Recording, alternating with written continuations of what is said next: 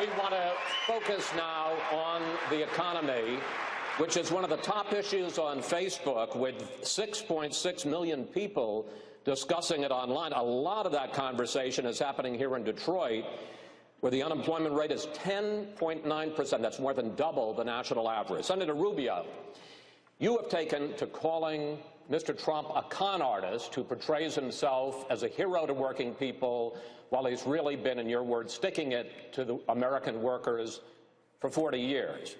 But he has built a big company that employs thousands of people. Question: how many jobs have you created? Well, first of all, government does. First of all, Chris, my point is exactly right. He has spent a career convincing Americans that he's something that he's not in exchange for their money. Now he's trying to do the same in exchange for their country. This is a fact. He talks about these great businesses that he's built. He inherited over $100 million. Wrong. With that money, he lost more money than wrong. Mr. Trump, he talks about how he wants to create jobs in America. He can start tonight by announcing that all the Donald J. Trump clothing will no longer be made in China and in Mexico, but will be made here in the United States. And on the issue of job creation, I find this interesting.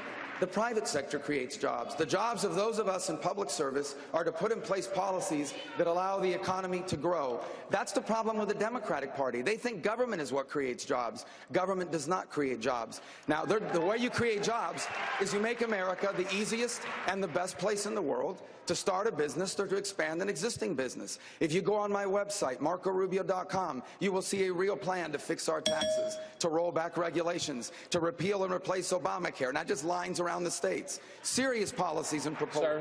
Sir, Mr. Trump, I'd like you to respond. You have 30 seconds to respond. But as part of that, could you respond to his specific assertion about Trump collection clothes, which you say some of it is made in Mexico? This little guy has lied so much about my record. There we go. The person he has lied so much about my record. Mr. Rubio, Senator Rubio, why don't you let him finish? And I will tell you this. First of all, I got a call from my sister and brother tonight, and they said, we had no idea Dad gave you $200 million. Believe me, I started off with $1 million. I built a company that's worth more than $10 billion. And I say it not in a bragging way, but that's the kind of thinking we need. Very low debt, tremendous cash flow. My financials are they're all in there with the federal elections. You've seen them. Everybody's seen them. I say it only because that's the kind of thinking this country needs with $19 trillion in debt. Believe me. Wait 1 second. Specifically and quickly on the question, will you promise that you will, and how soon will you move your clothing collection to clothes that are made in China and Mexico?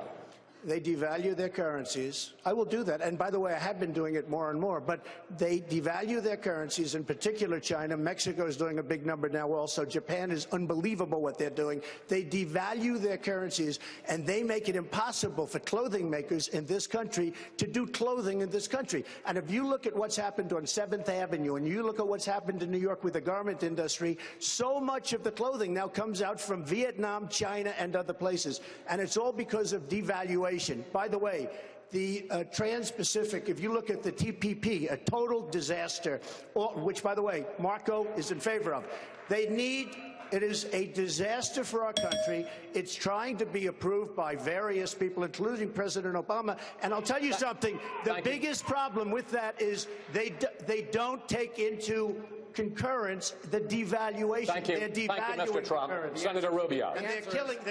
Senator Rubio. The answer is he's not going to do it. And you know why? Because there are plenty of clothing makers in America. If you go on my website, marcorubio.com, everything we have on there is made in America. The reason why he makes it in China or in Mexico is because he can make more money on it. That's why he's doing it. And the second point, you see what happens again when you challenge him on a policy issue? You ask him about the economy, and the first thing he does is launch an attack about some little guy thing. Because he doesn't have answers, and he's asking us to make him the president of the United States of America. I know this is not a game. I know what's happening in the economy. You don't know it. Well, then answer the economy. You haven't employed in your life one person. But he doesn't answer I've employed tens of thousands of people. You haven't employed one person. You ever heard of Trump steaks? You ever heard of Trump? You know what? You know what? All Take a look at Trump steaks. He's ruined. By the way, that's the other thing. Trump steaks is gone. You've ruined these. Mitt Romney came up with things that were false. Totally false. And now, the funny thing is, he didn't talk about the hundreds of really successful jobs, the buildings all over the world that are made of fortune. He doesn't even and a lot of people. of those buildings. He doesn't talk about that. I have a policy question for you, sir. Let's see if he answers it. I will. Don't worry about it, Marco. Don't worry about it. Don't worry about it, little Marco. I will. All right, well, let's hear Big Don. Donald. Don't worry about it, don't worry about it, little Marco. Gentlemen, gentlemen. You ought to show up. Gentlemen, you got to do better than this. This guy has the number one. Mr. Trump, may I ask you, Mr. Trump, I'd like to ask you a policy question. Your proposed tax cut. That's why the people in Florida do not like him. Mr. Trump, your proposed tax cut would add $10 trillion to the nation's debt over 10 years, even if the economy grows the way that you say it will. You insist that you could make up for a good deal of that, you say, by cutting waste, fraud, and abuse. Correct. Like what? And please be specific. Department of Education, we're cutting Common Core, we're getting rid of Common Core, we're bringing education locally. Department of Environmental Protection, we are going to get rid of it in almost every form. We're going to have little tidbits left, but we're going to take a tremendous amount out. We have various other things. If you look at the IRS, if you look at every single agency, we can cut it down, and I mean really cut it down and save. The waste, fraud, and abuse is massive. Larry Kudlow, great guy, everybody respects him, said my plan for taxes and tax cutting is the best by far of everybody. But Mr. Trump, your numbers don't add up. Please put up full screen number 4.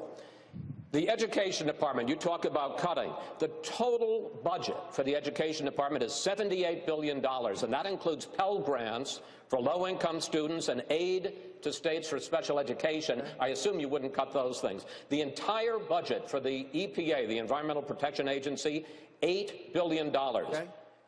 The deficit this year is $544 billion. That's more than $500 billion. Your numbers don't add up, sir. Let me explain something. Because of the fact that the pharmaceutical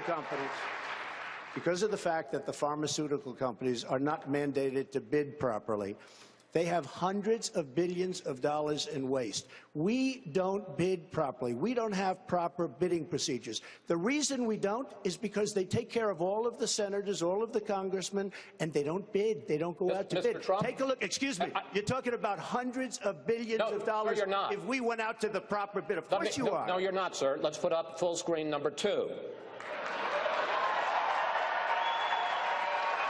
You say that Medicare could save $300 billion a year negotiating lower drug prices, but Medicare total only spends $78 billion a year on drugs. Sir, that's the facts. You're talking about saving more money on Medicare. I'm saying saving through negotiation throughout the economy, you'll save $300 billion a year. Deficit. And that's a huge, of course it is. We're going to buy things for less money. Of course it is. That works out. The only money that we buy, the only drugs that we pay for is through Medicare. I'm not only talking about drugs, I'm talking about other things. We'll save more than $300 billion a year if we properly negotiate. We don't do that. We don't negotiate. We don't negotiate anything.